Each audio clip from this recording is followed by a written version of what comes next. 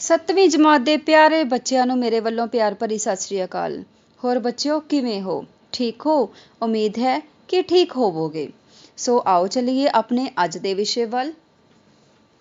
ਸੂਰਾ ਸੋ ਪਹਿਚਾਨੀਐ ਜੋ ਲਰੈ ਦੀਨ ਕੇ ਹੇਤ, ਪੁਰਜਾ ਪੁਰਜਾ ਕੱਟ ਮਰੈ ਕਭੂ ਨਾ ਛਾੜੈ ਖੇਤ। ਬੱਚਿਓ, ਬਹਾਦਰ ਸੂਰਮਾ ਅਤੇ ਵਰਿਆਮ ਉਹੀ ਹੈ ਜੋ ਆਪਣੇ ਧਰਮ ਦੀ ਖਾਤਰ ਆਪਣਾ ਆਪ ਵਾਰ ਦੇਵੇ। ਸ਼ਹੀਦ ਕੌਮ ਦੀ ਉਸਾਰੀ ਦੇ ਨੀਂਹ ਪੱਥਰ ਹੁੰਦੇ ਹਨ। ਆਪਣੇ ਲਈ ਤਾਂ ਸਾਰੇ ਹੀ ਜਿਉਂਦੇ ਹਨ, ਪਰ ਸੱਚਾ ਮਨੁੱਖ ਉਹੀ ਹੈ ਜੋ ਦੂਜਿਆਂ ਲਈ ਆਪਣਾ ਜੀਵਨ ਵਾਰ ਦਿੰਦਾ ਹੈ ਤੇ ਸ਼ਰਨ ਵਿੱਚ ਆਏ ਹਰ ਇੱਕ ਵਿਅਕਤੀ ਦੀ ਜੀਵਨ ਰੱਖਿਆ ਲਈ ਸਦਾ ਤਿਆਰ ਰਹਿੰਦਾ ਹੈ। ਸੋ ਬੱਚਿਓ, ਸਿੱਖ ਧਰਮ ਵਿੱਚ ਵੀ ਕਈ ਮਹਾਨ ਯੋਧੇ ਹੋਏ ਹਨ ਜਿਨ੍ਹਾਂ ਨੇ ਧਰਮ ਦੀ ਖਾਤਰ, ਇੱਥੋਂ ਤੱਕ ਕਿ ਦੂਜਿਆਂ ਦੇ ਧਰਮ ਦੀ ਖਾਤਰ ਆਪਣਾ ਆਪ ਵਾਰ ਦਿੱਤਾ। ਉਹਨਾਂ ਸ਼ਹੀਦਾਂ ਨੇ ਸਿਰਫ ਆਪਣਾ ਆਪ ਹੀ ਨਹੀਂ ਵਾਰਿਆ, ਸਗੋਂ ਆਪਣਾ ਸਾਰਾ ਸਰਬੰਸ ਭਾਵ ਸਾਰਾ ਪਰਿਵਾਰ ਹੀ ਵਾਰ ਦਿੱਤਾ।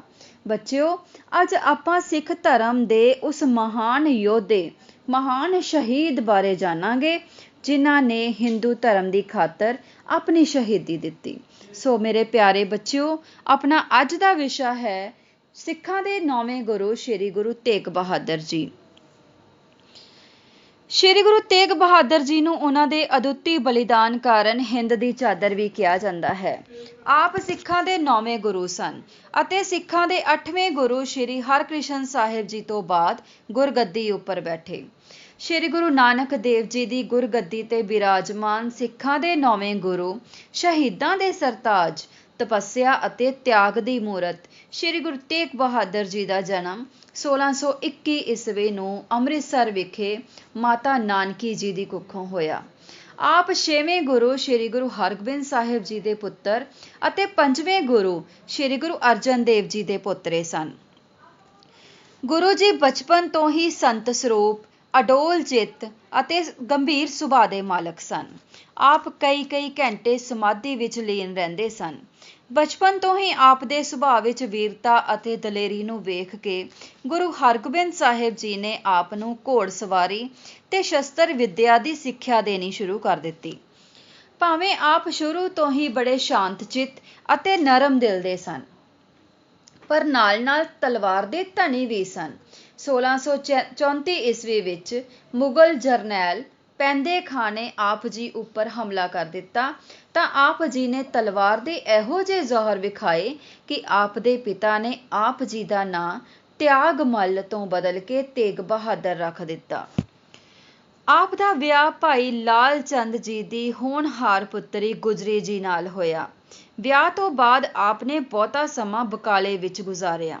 ਇੱਥੇ ਆਪ ਘੋੜਸਵਾਰੀ ਕਰਦੇ ਤੇ ਸ਼ਿਕਾਰ ਕਰਦੇ ਸਨ। ਆਪ ਦੇ ਨਿਵਾਸ ਸਥਾਨ ਤੇ ਇੱਕ ਭੋਰਾ ਵੀ ਬਣਾਇਆ ਗਿਆ ਜਿੱਥੇ ਆਪ ਨਾਮ ਜਪਿਆ ਕਰਦੇ ਸਨ। 8ਵੇਂ ਗੁਰੂ ਜਦੋਂ ਜੋਤੀ ਜੋਤ ਸਮਾਏ ਤਾਂ ਬਾਅਦ ਵਿੱਚ ਆਪ ਨੂੰ ਇੱਥੋਂ ਮੱਖਣ ਸ਼ਾਹ ਲੁਬਾਣੇ ਰਾਹੀਂ ਖੋਜਿਆ ਗਿਆ ਸੀ, ਜੋ ਕਿ ਇੱਕ ਨਿਰਾਲੀ ਹੀ ਕਥਾ ਹੈ। ਬੱਚਿਓ, ਜਦੋਂ 8ਵੇਂ ਗੁਰੂ ਹਰਕ੍ਰਿਸ਼ਨ ਸਾਹਿਬ ਜੀ ਜੋਤੀ ਜੋਤ ਸਮਾਏ ਤਾਂ ਉਹਨਾਂ ਨੇ ਬਾਬੇ ਬਕਾਲੇ ਵੱਲ ਇਸ਼ਾਰਾ ਕੀਤਾ, ਜਿਸ ਤੋਂ ਭਾਵ ਸੀ ਕਿ ਅਗਲਾ ਗੁਰੂ ਬਾਬਾ ਬਕਾਲਾ ਵਿਖੇ ਹੈ। ਜਦੋਂ ਉੱਥੋਂ ਦੇ ਮੌਜੂਦ ਕੁਝ ਲੋਕਾਂ ਨੂੰ ਪਤਾ ਲੱਗਿਆ ਤਾਂ ਉੱਥੇ ਕਈ ਲੋਕ ਆਪਣੇ ਆਪ ਨੂੰ ਗੁਰਗੱਦੀ ਦੇ ਮਾਲਕ ਸਮਝਣ ਲੱਗ ਪਏ। ਇਸ ਤਰ੍ਹਾਂ ਬੱਚਿਓ, ਉੱਥੇ 22 ਗੁਰੂ ਬਣ ਕੇ ਬੈਠ ਗਏ।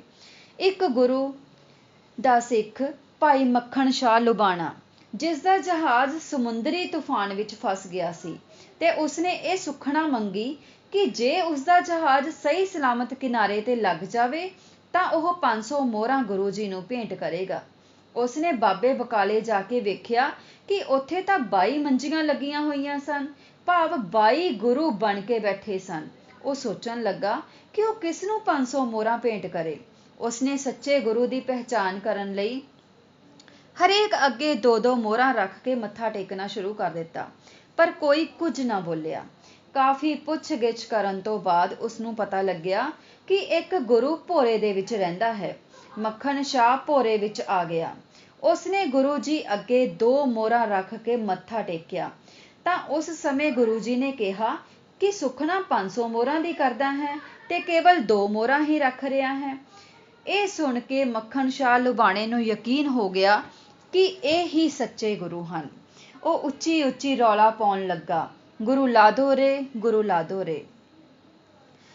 ਇਸ ਤਰ੍ਹਾਂ ਗੁਰੂ ਜੀ ਫਿਰ ਆਪ ਗੁਰੂ ਨਾਨਕ ਦੇਵ ਜੀ ਦੇ ਮਿਸ਼ਨ ਦਾ ਪ੍ਰਚਾਰ ਕਰਨ ਲਈ ਚੱਲ ਪਏ।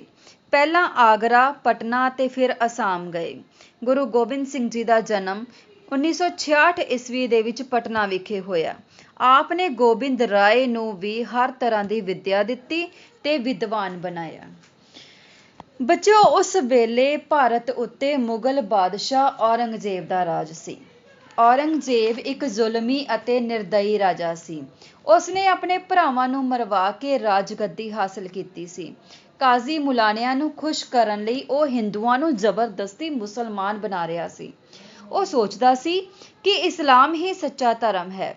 ਇਸ ਲਈ ਸਾਰੇ ਭਾਰਤ ਨੂੰ ਮੁਸਲਮਾਨ ਬਣਾਉਣ ਲਈ ਉਸਨੇ ਕਸ਼ਮੀਰੀ ਪੰਡਤਾਂ ਨੂੰ ਜ਼ਬਰਦਸਤੀ ਮੁਸਲਮਾਨ ਬਣਾਉਣਾ ਚਾਹਿਆ, ਕਿਉਂਕਿ ਉਸਨੂੰ ਲੱਗਦਾ ਸੀ ਕਿ ਜੇ ਇਹ ਪੜ੍ਹੇ ਲਿਖੇ ਕਸ਼ਮੀਰੀ ਪੰਡਤ ਮੁਸਲਮਾਨ ਬਣ ਜਾਣਗੇ ਤਾਂ ਬਾਕੀ ਲੋਕਾਂ ਨੂੰ ਮੁਸਲਮਾਨ ਬਣਾਉਣਾ ਔਖਾ ਨਹੀਂ ਹੋਵੇਗਾ। ਉਸਨੇ ਹਿੰਦੂਆਂ ਦੇ ਕਈ ਮੰਦਰ ਤੁੜਵਾ ਦਿੱਤੇ। ਜਜ਼ੀਆ ਨਾਂ ਦਾ ਟੈਕਸ ਲਗਾਇਆ ਗਿਆ। ਅਧਿਕਾਰੀਆਂ ਨੂੰ ਹੁਕਮ ਦਿੱਤਾ ਗਿਆ ਕਿ ਹਿੰਦੂਆਂ ਦੇ ਮੱਥੇ ਤੋਂ ਤਿਲਕ ਅਤੇ ਗਲੇ ਵਿੱਚੋਂ ਜਨੇਊ ਉਤਰਵਾ ਕੇ ਉਹਨਾਂ ਨੂੰ ਮੁਸਲਮਾਨ ਬਣਾਇਆ ਜਾਵੇ। ਬੱਚਿਓ, ਇਸ ਅਤਿਆਚਾਰ ਦੇ ਨਾਲ ਹਾਹਾਕਾਰ ਮਚ ਗਈ। ਆਪਣੇ ਧਰਮ ਨੂੰ ਖਤਰੇ ਵਿੱਚ ਪਿਆ ਵੇਖ ਕਸ਼ਮੀਰੀ ਪੰਡਤ ਕਿਰਪਾ ਰਾਮ ਦੀ ਅਗਵਾਈ ਵਿੱਚ ਇਕੱਠੇ ਹੋ ਕੇ ਗੁਰੂ ਤੇਗ ਬਹਾਦਰ ਜੀ ਕੋਲ ਆਏ ਅਤੇ ਹਿੰਦੂ ਧਰਮ ਦੀ ਰੱਖਿਆ ਕਰਨ ਦੀ ਬੇਨਤੀ ਕੀਤੀ, ਕਿਉਂਕਿ ਉਹਨਾਂ ਨੂੰ ਪਤਾ ਸੀ ਕਿ ਗੁਰੂ ਜੀ ਨਿਡਰ ਰਹਿਣ ਦਾ ਉਪਦੇਸ਼ ਦਿੰਦੇ ਹਨ। ਬੱਚਿਓ, ਗੁਰੂ ਜੀ ਕਿਸੇ ਧਰਮ ਦੇ ਵਿਰੁੱਧ ਨਹੀਂ ਸਨ। ਬਹੁਤ ਸਾਰੇ ਮੁਸਲਮਾਨ ਉਹਨਾਂ ਦੇ ਅਨੁਯਾਈ ਸਨ। ਗੁਰੂ ਅਰਜਨ ਦੇਵ ਜੀ ਨੇ ਹਰਿਮੰਦਰ ਸਾਹਿਬ ਦੀ ਨੀਂਹ ਇੱਕ ਮੁਸਲਮਾਨ ਫਕੀਰ ਸਾਈਂ ਮੀਆਂ ਮੀਰ ਜੀ ਤੋਂ ਰਖਵਾਈ ਸੀ। ਉਹ ਜਾਣਦੇ ਸਨ ਕਿ ਸਾਰੇ ਧਰਮ ਹੀ ਪਰਮਾਤਮਾ ਵੱਲ ਜਾਣ ਦੇ ਰਸਤੇ ਹਨ, ਪਰ ਉਹ ਮੰਨਦੇ ਸਨ ਕਿ ਹਰ ਇਨਸਾਨ ਨੂੰ ਆਪਣਾ ਧਰਮ ਮੰਨਣ ਦਾ ਪੂਰਾ ਅਧਿਕਾਰ ਹੈ। ਕਿਸੇ ਨੂੰ ਵੀ ਕੋਈ ਧਰਮ ਗ੍ਰਹਿਣ ਕਰਨ ਲਈ ਮਜਬੂਰ ਨਹੀਂ ਕੀਤਾ ਜਾ ਸਕਦਾ। ਪੰਡਤ ਕਿਰਪਾ ਰਾਮ ਨੇ ਗੁਰੂ ਜੀ ਅੱਗੇ ਹਿੰਦੂ ਧਰਮ ਦੀ ਰੱਖਿਆ ਕਰਨ ਅਤੇ ਹਿੰਦੂਆਂ ਨੂੰ ਔਰੰਗਜ਼ੇਬ ਦੇ ਜ਼ੁਲਮਾਂ ਤੋਂ ਬਚਾਉਣ ਦੀ ਬੇਨਤੀ ਕੀਤੀ। ਉਹਨਾਂ ਨੇ ਫਰਿਆਦ ਸੁਣ ਕੇ ਗੁਰੂ ਜੀ ਸੋਚੀ ਪੈ ਗਏ ਤੇ ਬੋਲੇ, ਹਿੰਦੂ ਧਰਮ ਨੂੰ ਬਚਾਉਣ ਲਈ ਕਿਸੇ ਮਹਾਂਪੁਰਖ ਦੀ ਕੁਰਬਾਨੀ ਦੀ ਲੋੜ ਹੈ। ਉਹਨਾਂ ਦਾ ਮਤਲਬ ਸੀ ਕਿ ਮਹਾਂਪੁਰਖ ਦੀ ਕੁਰਬਾਨੀ ਤੋਂ ਬਾਅਦ ਲੋਕਾਂ ਵਿੱਚ ਰੋਸ ਪੈਦਾ ਹੋ ਜਾਵੇਗਾ ਤੇ ਉਹ ਔਰੰਗਜ਼ੇਬ ਦੇ ਜ਼ੁਲਮਾਂ ਦਾ ਮੁਕਾਬਲਾ ਕਰਨ ਲਈ ਉੱਠ ਖੜੇ ਹੋਣਗੇ। ਉਸ ਵੇਲੇ ਉਹਨਾਂ ਦੇ ਸਪੁੱਤਰ ਗੋਬਿੰਦ ਰਾਏ ਦੀ ਉਮਰ 9 ਸਾਲ ਦੀ ਸੀ ਤੇ ਉਹ ਵੀ ਆਪਣੇ ਪਿਤਾ ਸ਼੍ਰੀ ਗੁਰੂ ਤੇਗ ਬਹਾਦਰ ਜੀ ਕੋਲ ਖੜੇ ਸਨ। ਆਪਣੇ ਪਿਤਾ ਦੀ ਗੱਲ ਸੁਣਨ ਤੋਂ ਬਾਅਦ ਉਹ ਬੋਲੇ, ਪਿਤਾ ਜੀ, ਤੁਹਾਡੇ ਤੋਂ ਵੱਡਾ ਮਹਾਂਪੁਰਖ ਹੋਰ ਕੌਣ ਹੋ ਸਕਦਾ ਹੈ ਜੋ ਇੰਨੀ ਵੱਡੀ ਕੁਰਬਾਨੀ ਦੇ ਸਕੇ। ਬਾਲਕ ਗੋਬਿੰਦ ਰਾਏ ਦੀ ਗੱਲ ਸੁਣ ਕੇ ਗੁਰੂ ਤੇਗ ਬਹਾਦਰ ਜੀ ਨੇ ਫੈਸਲਾ ਕਰ ਲਿਆ ਕਿ ਹਿੰਦੂ ਧਰਮ ਦੀ ਰੱਖਿਆ ਲਈ ਉਹ ਆਪਣੇ ਆਪ ਨੂੰ ਕੁਰਬਾਨ ਕਰ ਦੇਣਗੇ। ਉਹਨਾਂ ਨੇ ਕਸ਼ਮੀਰੀ ਪੰਡਤਾਂ ਨੂੰ ਕਿਹਾ ਕਿ ਤੁਸੀਂ ਔਰੰਗਜ਼ੇਬ ਨੂੰ ਕਹਿ ਦਿਓ ਕਿ ਉਹ ਗੁਰੂ ਤੇਗ ਬਹਾਦਰ ਜੀ ਨੂੰ ਮੁਸਲਮਾਨ ਬਣਾ ਲਵੇ ਤਾਂ ਅਸੀਂ ਸਾਰੇ ਮੁਸਲਮਾਨ ਬਣ ਜਾਵਾਂਗੇ। ਜਦੋਂ ਕਸ਼ਮੀਰੀ ਪੰਡਤਾਂ ਨੇ ਜਾ ਕੇ ਬਾਦਸ਼ਾਹ ਔਰੰਗਜ਼ੇਬ ਨੂੰ ਇਹ ਗੱਲ ਦੱਸੀ ਤਾਂ ਉਹ ਸੋਚਣ ਲੱਗਾ ਕਿ ਹੁਣ ਤਾਂ ਉਸਦਾ ਕੰਮ ਹੀ ਬਹੁਤ ਸੌਖਾ ਹੋ ਗਿਆ ਹੈ, ਕਿਉਂਕਿ ਇੱਕ ਆਦਮੀ ਨੂੰ ਮੁਸਲਮਾਨ ਬਣਾਉਣ ਨਾਲ ਪੂਰਾ ਦੇਸ਼ ਮੁਸਲਮਾਨ ਬਣ ਜਾਵੇਗਾ। ਇਸ ਲਈ ਉਸਨੇ ਗੁਰੂ ਤੇਗ ਬਹਾਦਰ ਜੀ ਨੂੰ ਦਿੱਲੀ ਲਿਆਉਣ ਦਾ ਹੁਕਮ ਦਿੱਤਾ। ਗੁਰੂ ਜੀ ਆਪਣੇ ਨਾਲ ਕੁਝ ਸਿੱਖਾਂ ਨੂੰ ਨਾਲ ਲੈ ਕੇ ਅਨੰਦਪੁਰ ਸਾਹਿਬ ਤੋਂ ਦਿੱਲੀ ਵੱਲ ਚੱਲ ਪਏ। ਰਸਤੇ ਵਿੱਚ ਕਈ ਥਾਵਾਂ ਤੇ ਰੁਕਦੇ ਹੋਏ ਜਦੋਂ ਆਗਰਾ ਪਹੁੰਚੇ ਤਾਂ ਔਰੰਗਜ਼ੇਬ ਦੇ ਸਿਪਾਹੀਆਂ ਨੇ ਉਹਨਾਂ ਨੂੰ ਗ੍ਰਿਫਤਾਰ ਕਰ ਲਿਆ। ਔਰੰਗਜ਼ੇਬ ਨੇ ਗੁਰੂ ਜੀ ਨੂੰ ਮੁਸਲਮਾਨ ਬਣਾਉਣ ਲਈ ਕਈ ਤਰ੍ਹਾਂ ਦੇ ਯਤਨ ਕੀਤੇ, ਕਈ ਤਰ੍ਹਾਂ ਦੇ ਲਾਲਚ ਦਿੱਤੇ, ਡਰਾਵੇ ਦਿੱਤੇ, ਪਰ ਗੁਰੂ ਜੀ ਨੇ ਧਰਮ ਬਦਲਣ ਤੋਂ ਸਾਫ਼ ਮਨਾ ਕਰ ਦਿੱਤਾ। ਫਿਰ ਉਹਨਾਂ ਨੂੰ ਡਰਾਉਣ ਦੇ ਲਈ ਉਹਨਾਂ ਦੇ ਨਾਲ ਆਏ ਸਿੱਖਾਂ ਨੂੰ ਤਸੀਹੇ ਦੇ ਕੇ ਸ਼ਹੀਦ ਕੀਤਾ ਗਿਆ, ਜਿਵੇਂ ਭਾਈ ਮਤੀ ਦਾਸ ਜੀ ਨੂੰ ਆਰੇ ਨਾਲ ਚਿਰਵਾ ਕੇ, ਭਾਈ ਸਤੀ ਦਾਸ ਜੀ ਨੂੰ ਰੂੰ ਵਿੱਚ ਲਪੇਟ ਕੇ ਅੱਗ ਲਗਾ ਕੇ ਅਤੇ ਭਾਈ ਦਿਆਲਾ ਜੀ ਨੂੰ ਉਬਲਦੀ ਦੇਗ ਵਿੱਚ ਪਾ ਕੇ ਉਹਨਾਂ ਨੂੰ ਸ਼ਹੀਦ ਕੀਤਾ ਗਿਆ। ਪਰ ਗੁਰੂ ਜੀ ਫਿਰ ਵੀ ਨਹੀਂ ਡੋਲੇ। ਅੰਤ 11 ਨਵੰਬਰ 1675 ਈਸਵੀ ਨੂੰ ਗੁਰੂ ਜੀ ਨੂੰ ਦਿੱਲੀ ਦੇ ਚਾਂਦਨੀ ਚੌਕ ਵਿੱਚ ਸ਼ਹੀਦ ਕਰ ਦਿੱਤਾ ਗਿਆ। ਉਹਨਾਂ ਦਾ ਸੀਸ ਉਹਨਾਂ ਦੇ ਧੜ ਤੋਂ ਅਲੱਗ ਕਰ ਦਿੱਤਾ ਗਿਆ। ਗੁਰੂ ਜੀ ਦਾ ਸੀਸ ਤੇ ਧੜ ਉੱਥੇ ਪਿਆ ਰਹਿਣ ਦਿੱਤਾ ਗਿਆ ਤੇ ਪਹਿਰਾ ਲਗਾ ਦਿੱਤਾ ਗਿਆ। ਪਹਿਰੇਦਾਰਾਂ ਤੋਂ ਅੱਖ ਬਚਾ ਕੇ ਇੱਕ ਸਿੱਖ ਭਾਈ ਜੈਤਾ ਜੀ ਸੀਸ ਚੁੱਕ ਲਿਆਏ ਤੇ ਅਨੰਦਪੁਰ ਸਾਹਿਬ ਲੈ ਗਏ ਤੇ ਉੱਥੇ ਜਾ ਕੇ ਗੁਰੂ ਗੋਬਿੰਦ ਸਿੰਘ ਜੀ ਨੂੰ ਸੀਸ ਭੇਂਟ ਕੀਤਾ। ਗੁਰੂ ਗੋਬਿੰਦ ਸਿੰਘ ਜੀ ਨੇ ਭਾਈ ਜੈਤਾ ਨੂੰ ਰੰਗਰੇਟਾ ਗੁਰੂ ਕਾ ਬੇਟਾ ਕਹਿ ਕੇ ਨਿਵਾਜਿਆ। ਭਾਈ ਲੱਖੀ ਸ਼ਾਹ ਵਣਜਾਰੇ ਨੇ ਧੜ ਨੂੰ ਹੁਸ਼ਿਆਰੀ ਨਾਲ ਗੱਡੇ ਤੇ ਲੱਦ ਲਿਆ ਤੇ ਘਰ ਜਾ ਕੇ ਆਪਣੇ ਘਰ ਨੂੰ ਅੱਗ ਲਗਾ ਦਿੱਤੀ ਤੇ ਸੰਸਕਾਰ ਕਰ ਦਿੱਤਾ। ਸੋ ਬੱਚਿਓ, ਇਸ ਤਰ੍ਹਾਂ ਗੁਰੂ ਤੇਗ ਬਹਾਦਰ ਜੀ ਨੇ ਆਪਣੀ ਕੁਰਬਾਨੀ ਦੇ ਕੇ ਹਿੰਦੂ ਧਰਮ ਦੀ ਰੱਖਿਆ ਕੀਤੀ। ਇਸੇ ਲਈ ਆਪ ਜੀ ਨੂੰ ਹਿੰਦ ਦੀ ਚਾਦਰ ਕਿਹਾ ਜਾਂਦਾ ਹੈ। ਆਪਣੀ ਕੁਰਬਾਨੀ ਦੇ ਕੇ ਆਪ ਨੇ ਦ੍ਰਿੜ ਕਰਵਾਇਆ ਕਿ ਅਸੀਂ ਕਿਸੇ ਦੇ ਧਾਰਮਿਕ ਵਿਸ਼ਵਾਸਾਂ ਨੂੰ ਮੰਨੀਏ ਜਾਂ ਨਾ ਮੰਨੀਏ, ਪਰ ਹਰ ਇਨਸਾਨ ਨੂੰ ਆਪਣਾ ਧਰਮ ਮੰਨਣ ਦਾ ਪੂਰਾ ਹੱਕ ਹੈ। ਉਹਨਾਂ ਨੇ ਉਸ ਤਿਲਕ ਅਤੇ ਜਨੇਊ ਦੀ ਰੱਖਿਆ ਲਈ ਕੁਰਬਾਨੀ ਦਿੱਤੀ ਜਿਸ ਨੂੰ ਉਹ ਆਪ ਧਾਰਨ ਨਹੀਂ ਕਰਦੇ ਸਨ। ਕਿਸੇ ਦੂਸਰੇ ਧਰਮ ਦੀ ਰੱਖਿਆ ਲਈ ਕੁਰਬਾਨੀ ਦੇ ਕੇ ਆਪ ਨੇ ਇੱਕ ਅਦੁੱਤੀ ਮਿਸਾਲ ਕਾਇਮ ਕੀਤੀ। ਉਹਨਾਂ ਦੀ ਸ਼ਹੀਦੀ ਸਾਨੂੰ ਸਹਿਣਸ਼ੀਲਤਾ ਦਾ ਸੰਦੇਸ਼ ਦਿੰਦੀ ਹੈ। ਬੱਚਿਓ, ਗੁਰੂ ਤੇਗ ਬਹਾਦਰ ਜੀ ਵੈਰਾਗਮਈ ਬਾਣੀ ਲਿਖਦੇ ਸਨ। ਸ਼੍ਰੀ ਗੁਰੂ ਗ੍ਰੰਥ ਸਾਹਿਬ ਜੀ ਦੇ ਵਿੱਚ ਆਪ ਜੀ ਦੇ 59 ਸ਼ਬਦ 57 ਸਲੋਕ ਹਨ ਜੋ ਕਿ 14 ਰਾਗਾਂ ਦੇ ਵਿੱਚ ਦਰਜ ਹਨ।